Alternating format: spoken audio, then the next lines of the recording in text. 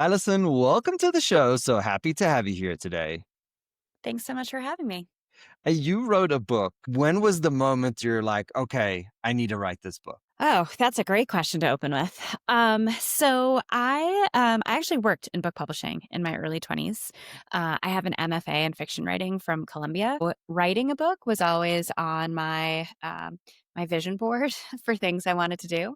I started my company in 2013, and we started as Yelp for baby products. It was called WeSpring. That's what's pivoted into Stellar, which is what I run today. And what I knew from my time in book publishing is that the most important factor is a platform. So having an audience that you can promote your book to, particularly if it's nonfiction. So I had a platform all of a sudden. I had this website where thousands and thousands of people were coming in and writing reviews of all the products that they loved. So I had this audience. We had a huge email list. We had 500,000 social media followers. And my friends who still worked in book publishing said, you should write a book. And I had a newborn baby, and it was my second child, and was sitting around with my female friend who also had a newborn baby. And I said, I don't really want to write a book about baby products. Like, what's the book that's missing in the market? And, as a marketer and an entrepreneur, felt like there was really a gap in education for women on how to keep their career on track when having young children. So the origin story for me was that I was fresh out of my MBA at Columbia. I was working on Wall Street at Credit Suisse. I was doing extremely well by all measures. I got pregnant and wound up getting kind of pushed out. And it was shocking. And I had never failed at anything in my whole life. Kind of wound up quietly leaving and taking another job, which is what was the impetus for me starting my company originally, like that If I may, desire to be out of corporate. can you tell us a little bit about what that quote unquote failure looked like? What was the pain points? What was the changes that happened with the baby? And what did that environment look like? Yeah. So Wall Street is, as everyone expects, predominantly male. It's a culture of long hours. None of those things scared me. My background had been in politics, also very long hours, also predominantly male. But within my division, there was a lot of corporate red tape and bureaucratic Mm. red tape. So I was 5 months pregnant. I had some pregnancy complications, and I needed to work remotely. And it was 2011, and we hadn't had the revolution that we all experienced after COVID, where remote work became the norm for most people, and no one really knew how to make accommodations for Mm. that. And my need to just be sitting in one place, so I didn't have a baby 4 months early. Uh, so I was pushed out on disability leave, and I didn't get a call from anyone I worked with. It was just HR. So, like, a really shocking experience, but actually not that unusual. So after I got out there and started talking to agents and publishers about the book, and I signed a book contract with one of the big five, I ultimately started interviewing other women and found that the experience I had was actually not really an anomaly. What did you hear from the other woman? So many of them had had fairly egregious experiences as well. I wound up describing it in my book, and this came from some of the other research that I was doing, as benevolent discrimination, where it's not bad guys necessarily, but it's men who are making assumptions about what it is that you want or don't, and sometimes women who make assumptions about what it is that you want or you don't without actually talking to you. Some of the stories I heard were from women who outperformed their peers for the year, but because they had taken 3 months off, were offered 75% of the bonus that their male peers had gotten. So a woman who was in her job for 9 months compared to her male colleagues who was there for 12 months, she hit higher numbers than he did, and she still got a lower bonus because she had been absent for those 3 months. So those are just kind of the tip of the iceberg of the stories that happen. I've done a lot of speaking about this in corporate settings and elsewhere about how to avoid benevolent discrimination. But it's wild to think it's been 10 years since I wrote that book. A lot's changed, but ultimately, we're in an environment right now where 450,000 women are leaving the workforce this year alone. So, there's a lot of work left to be done. Why do you call it benevolent? Benevolent discrimination because it's intended to help and support women. It's not intentionally malicious. It is, an example. Let's say two managers are talking about an upcoming conference, and there are a couple different employees who could be selected to go to that Mm, conference, and they say, "Oh, Jessica's 7 months pregnant. She's not going to want to get on a plane," so they send Joe instead without ever giving the opportunity to Jessica, and making that assumption. So they're doing it out of a place of positive intentions, but it's ultimately really crushing her career. and you talked about these assumptions. It's a tough I can just imagine based on your example that it's a tough situation to be, because on the one hand, if you say, "Hey, go do this," the employee might be, "Well, hold on, I'm pregnant." On the other hand, if you don't, so it almost like really having good communication, that's it. Good communication is key. Would you like to go to this conference? We're looking at 3 of your team members for this conference and Right, wanted to check with you and just make sure that you would be interested in going if you were right. selected. The easy solution to ambiguity, ask a question. Yeah, absolutely. What other kind of assumptions did you find people are making in the workflows, whether on the pregnant woman's side or on the employer's side? What were those misassumptions that you found? You know, a lot of women, so I conducted pretty extensive research for it, surveyed thousands of women, interviewed 75, found that the majority of women were really anxious about having a conversation with their employer. Hmm. And then also the majority of them reported it went really well. Oh wow. So, from the women's standpoint, there is this heavy burden and concern for good reasons, because there are a lot of women who do wind up getting ostracized and pushed out. So I think people make a lot of assumptions about how little flexibility they'll be afforded, but it really just depends employer to employer, like what their attitudes are. We're still kind of living in the dark ages here in the US without support for new parents, without normalizing leave as parental leave and something that should be taken equally by both men and women. I think that's one of the biggest hurdles. I have been in conversations about this all week with a number of friends, looking at countries that and talking about countries that afford leave to women that is paid for an extended period of time. But the reality is there are very few women in leadership positions in those countries Hmm. because they are leaving the workforce. So they're not getting promoted, and they're not getting the advantages, and the men aren't taking that time. So it's always heartening to me when I see male leadership taking leave when a child is born, but we don't see enough of it. So you're almost describing a trade-off between European countries that can give 6 or even 3 to 6 or even more months of vacation during pregnancy, but then you're saying that that works against them because the leaderships in those countries kind of see that as a disadvantage. If on that one hand we want to have more leave, but we also want women to be able to achieve whatever I level of think the career men that have to take the leave. They have to step up and take the leave as well and that's take equal responsibility for caring for their newborn children as their spouses do. so okay, I'll push back on that, but I'll Okay. first tell you a story. I was petrified. My wife worked in pharma, and she was a medical science liaison, which means that she travels for a living. We had our first baby. She had to travel. I was petrified of staying with my baby that first week completely alone. In fact, we had my wife sending breast milk through an amazing company Yeah. called Stork, Yep. and then they kind of freeze it and they send it over. I defrost it, and I was petrified. So are the women. But my point is different. My point is that that week changed my life, changed my relationship with my children. And I discovered that not having mom and dad being the number one kind of an only person in that just created such an amazing relationship. And I did that with all 3 of my children. So for the dads that are women kind of don't have another option, right? But men, unfortunately, opt out many times, and I would advise each and every man not to opt out because it will 100%. change your life. So that's a little bit of advocacy from my side. but Yeah. but now that I've said that and kind of articulated my position of what I truly believe, let me try to push back to your statement. Yeah. It's very euphoric to think that we can kind of change men and let them overcome that fear, even though that's what I was promoting a second ago. Yeah. As what do we do from a perspective of employer, from a perspective of woman? without expecting the tiger to change its spots.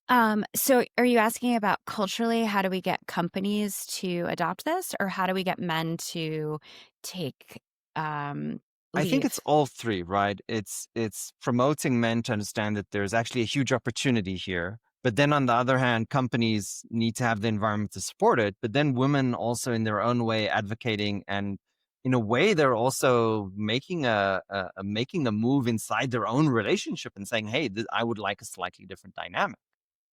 I would say These that are it's the only way to achieve any kind of equality okay. So which and which any path do you meaningful women's choose, and rights. what are we talking about?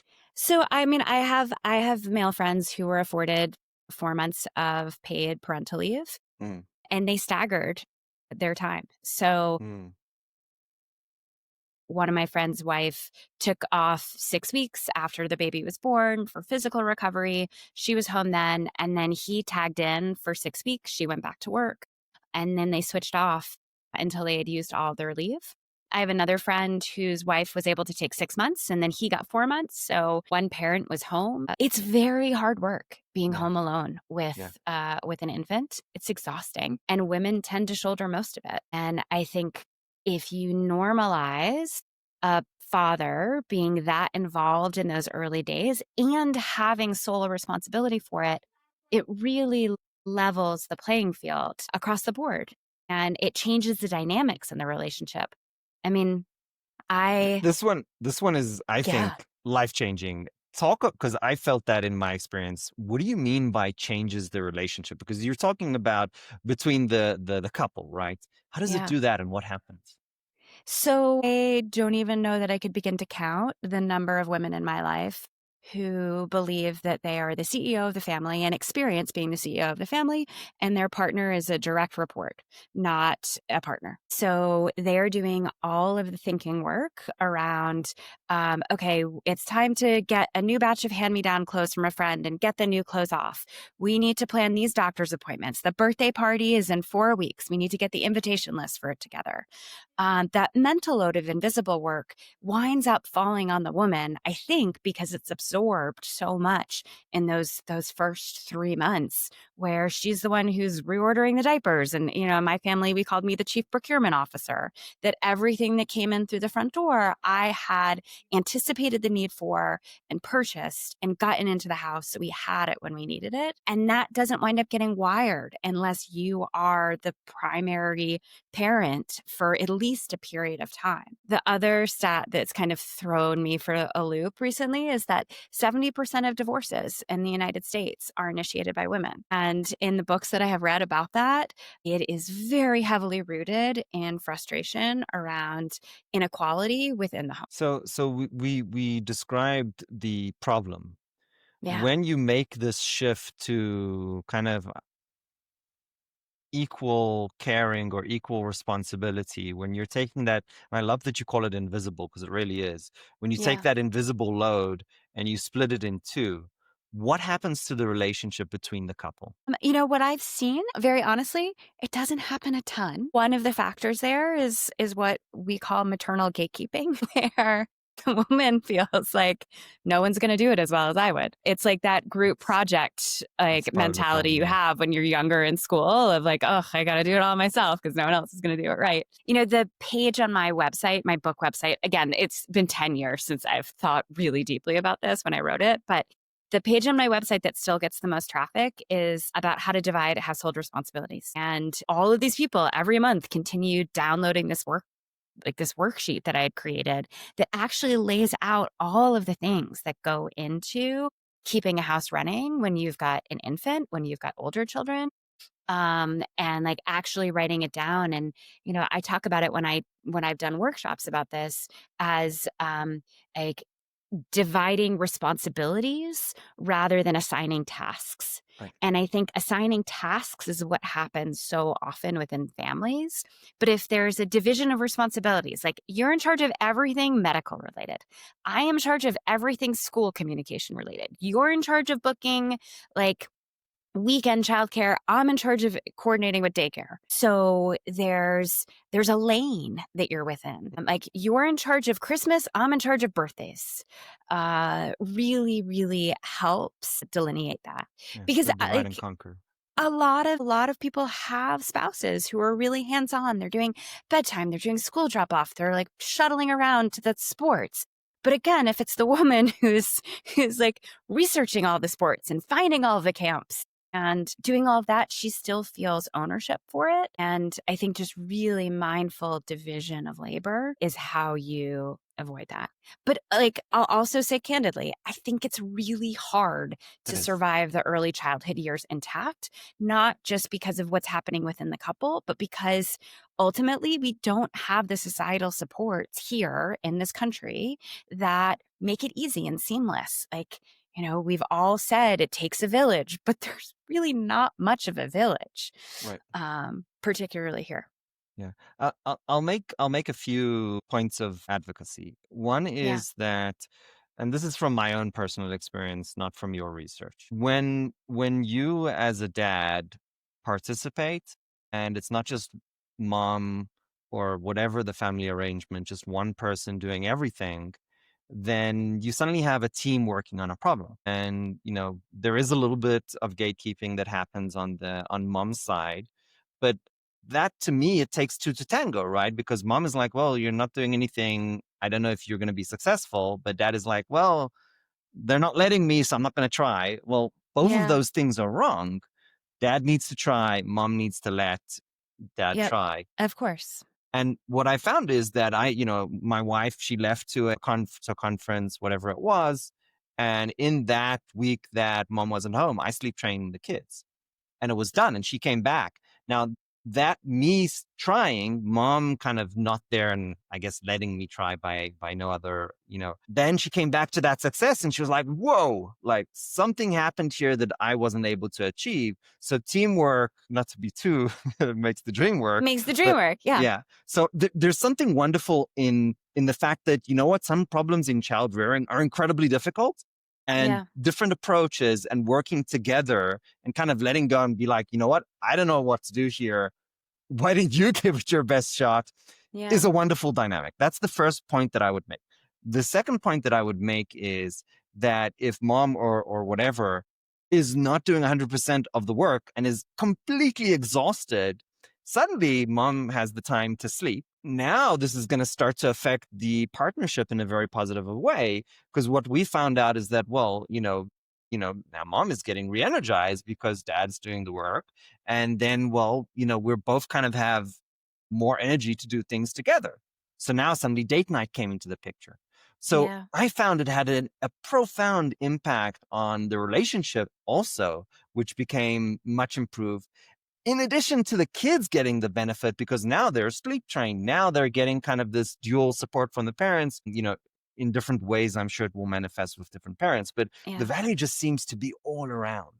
Yeah. How old are your kids? Sorry? So right now, these stories are obviously old. Sorry, right now they are 13 is the oldest boy. Okay. I still remember my mother-in-law shouting at me from downstairs, "Ari, what are you doing to the children?" And I was just trying to sleep train them, right? Yeah. And then the daughter is 11, and then my youngest Raptor is 6. He's the Okay. one we're we're still trying to figure out together. Yeah, I mean, I think there really is something that is so profound about those early years because they're Yeah, so depleting. right. And when I talk to people now about the book that I wrote 10 years ago, it feels like there's a really big missing piece there, and that's the Mm, self. I wrote a book called How to Keep Your Here's the Plan. It's a how to keep your career on track during pregnancy and parenthood. But that's suggesting that the only two things that you are focused on in those years is your career and your family. right. But if you ignore the self during that time Yeah, and aren't engaged in I mean, I hate the term self-care, but self-care like actually getting time with your friends where you're right. not talking about children, being able to enjoy some travel, just having alone time, meditating, yoga, like outdoor time, all of those things where you can be the full human that you are and not just someone's employee or entrepreneur or whatever your work hat is or someone's mom or dad. That's the piece that felt missing when I looked back at Right. what I put out there in the world. I like to joke that the sequel is called Burn the Plan. because I think a lot of the things that we've kind of assumed about the way families should exist are actually quite broken. One of the points that you kind of mentioned, give me some creative license here because I'm expanding on what you're saying. So keep me honest if you Yeah, disagree. This idea of self-care, women and men too, we sometimes think we need to be superheroes, we need to do it all. The point that I made with my wife that really worked and kind of resonated is like, no, you need to take the time to recover so you yes, have the energy 100%. to be the person you want to be. If you're exhausted and you're burning yourself from both ends, you're not going to be successful. So Yeah, you need to let go in order to do a good job. And I just want to be awesome all the time. That works against us. 100%. Yeah, and there's this, like, societal construct of guilt, particularly mom guilt, around, like, when I'm not with my Yeah. children, I'm a bad mom. When I'm not working, I'm a bad employee. So if you're doing Can we neither of just those smash things. that one? Because that's a huge. Can we just I smash know, this? When you're not with your kids working, you are showing them an example, especially if you have a daughter, 100%. of how to be an independent, strong woman, about having a career. Should not be feeling guilt that you're doing your job. I mean, I had a therapist who said, "Don't should on yourself," and it's hard to should on yourself or should on other people when those are messages that you've absorbed for so long. I call it performative parenting, and I feel like it really emerged in the late aughts with the like pervasiveness of social media, where suddenly you were just deluged with images of people and the like beautiful things that they were doing with and for their family. And it creates this inferiority complex, and I contributed to it. Like Yeah. Pinterest, oh God, the things that Pinterest did to women to make them believe that like the little birthday parties they were Right. hosting for their children needed to be themed and curated and like elaborate and involve rainbow fruit skewers. And like that's what drives everyone to Right. exhaustion, this sense of performative parenthood. And like, what if just like good enough parenting Right. was enough because it meant that you're recharged and replenished when you're spending time with your kids. I'm no longer married. I am with my kids 50% of the time. I am an infinitely better parent because half of my time is spent without any parenting responsibilities. And I think there are lessons that can be taken from that for families to say, like, okay, every Monday night's your night. Do whatever Right. you want with it. Every Tuesday night is my night. I'm going to do whatever I want with it, and there's no guilt. And Yep. like, it is my time to do whatever I care about. And I actually think it should probably be more than one day a week. No, I love that. There's huge power in the divide and conquer strategies. There's huge power in just having a plan. Like, what day is the me day? What day is the us day? What day is the us Family without the day. kids day, and Yeah. what's the day where we spend time with the kids, and having dinner together as a family, but then having dinner just date night, just the couple together. Those things are incredibly powerful, and it's incredibly easy to forget about them and not do them. And I've made that mistake for years, so I definitely am not perfect on this vertical. I apologize, we went so deep on this topic because We haven't talked about entrepreneurship. it's quite a passion for me. But the thing that brought us together was Techstars, and Yeah. specifically the Founder conference that we had recently, being both of us mentors. And I think in our case, keep me honest, both of us are actually also Techstars entrepreneurs, not just mentors, Yeah, which I is did New York in 2013. brilliant. I did the Stanley Black and Decker program also in 2019, so same year even. Oh, Um, 2013 for me. Oh, 13. Fair enough. Yeah. Okay. You're Old reading days. reading my mind. Good Yeah. job there. So being a mom, a dad, and being an entrepreneur is maybe even more difficult than being an employee. What did that look like for you? So, there was a lot of self-sacrifice, in those early years, and also, to an extent, I sacrificed a lot of time with my children when they were Mm. pretty young, because I had gotten advice from a female mentor of mine, like, work really hard when your kids are really little, because those are the years when they can be supported by anyone. Mhm. It's when they are a little bit older, and of course, I was still spending time with my Yeah. children and engaging with them and loving them, but it's when they're a little bit older that you need to have more freedom and flexibility to engage in their lives. So I started my company, which was We Spring then and is now Stellar now, when started working on it when my son was less than a year old. I did Techstars when he was a year and a half. I got pregnant toward the end of Techstars. So I was out raising around pregnant, which is its Wow. own hellscape of an experience. Yeah. um, and like with my daughter, I took 4 weeks of leave during That's which I was still crazy. working, Yeah. like, on my phone while nursing a newborn baby, but I carved out the time that made sense for me to spend with them. Usually, it was in the morning. It was when they were freshest, and then, I would go to the texter's office, and I would work until 10 or 11 o'clock at night, and Wow. we had great childcare. It didn't make sense for me to leave and go home for 1 hour of exhausted child. So by the time my kids were at that age where they needed more of that engagement from me and I needed to be showing up for the school things and like teaching them values, not teaching them how to eat peas off the high chair. I could be there because I had gotten to the business to a point where it was stable and flexible. And now I have a lot of flexibility and autonomy because we're 13 years into running a company that's profitable. And, I am grateful to that woman who gave me that advice of push as hard as you can when they're really Mhm. little, because as long as you're getting bonding time with them, uh, everything else is going to be able to be taken care of. You have a daughter. How old is she now? She's 11. She's 11. Same age as mine. Yeah, my 11 and 14 are my kids. So, 14 is the boy.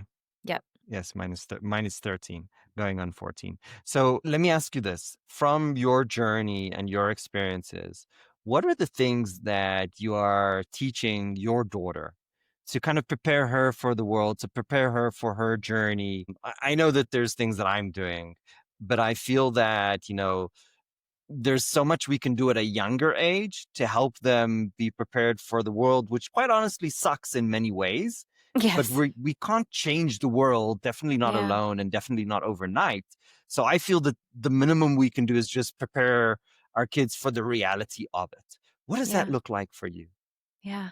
We do a lot of we have a lot of conversations in our family about monetization strategies, which I I love know that. sounds funny and ridiculous, but like my daughter has a bit of a like Sephora addiction, like a lot of 11-year-old girls. Yeah, And wants money, and like we dole out allowance, and we're very careful in how we approve what they're spending money on and don't. Like generally if they ask for something, it's something that they need to yeah, buy with their allowance. But because she has this urge and this yen, and then there are also other things going on like school field trips and various other things that like yeah, we sit and talk at the dinner table about like what are the ways that you could actually make money right now. And my daughter, one of my company's clients is Bissell, the vacuum cleaner company, and mm, we have a lot of Bissell vacuum cleaners around my house, and one of them is a little spot cleaner.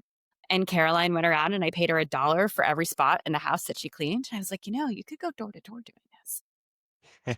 I started my first company when I was 10. I started a face painting business and I nice, advertised it in the sports club, like the health and racket club that my mom belonged to. It was just up in the women's locker room and it was those little tear off tabs. And, yeah, like I would make $20 to $40 a month painting faces at other children's birthday parties when I was 10. So yeah, we talk a lot about that. yeah. We talk about I love that. marketing. We talk I about love that. positioning. We talk about all of the business things. We I talk love about cost of goods sold. We've done a couple weekends where we sold cinnamon rolls, and I That's make my daughter contribute to the ingredients if we are doing this for her benefit. So brilliant. yeah, Alison, what an absolute pleasure. Thank you for joining the show today. We this is have not the conversation I we thought we were having, but I'm so glad we did. our audience knows that there's no prepared questions. I don't know where Yeah. we're gonna go with this, but it was so much fun. Like I genuinely had fun. We have one question. It's a little bit of a difficult one, because it's very personal. If you had to go back to the most difficult moment of your life, whether it was 5 minutes ago Oof. or 50, not 50, 10 years ago, um, What advice would you give yourself? Oh, man, I've had a lot of difficult moments. I mean, like, I've tuned into a deeper, wiser self, especially in the past 5 years, and a lot of that's a lot of personal growth work, and, I think really it comes down to just, like, keep breathing, keep moving, just keep moving forward. Eventually, all of the pain will recede. Alison, thank you for joining the show today. I Yeah, appreciate you. my pleasure.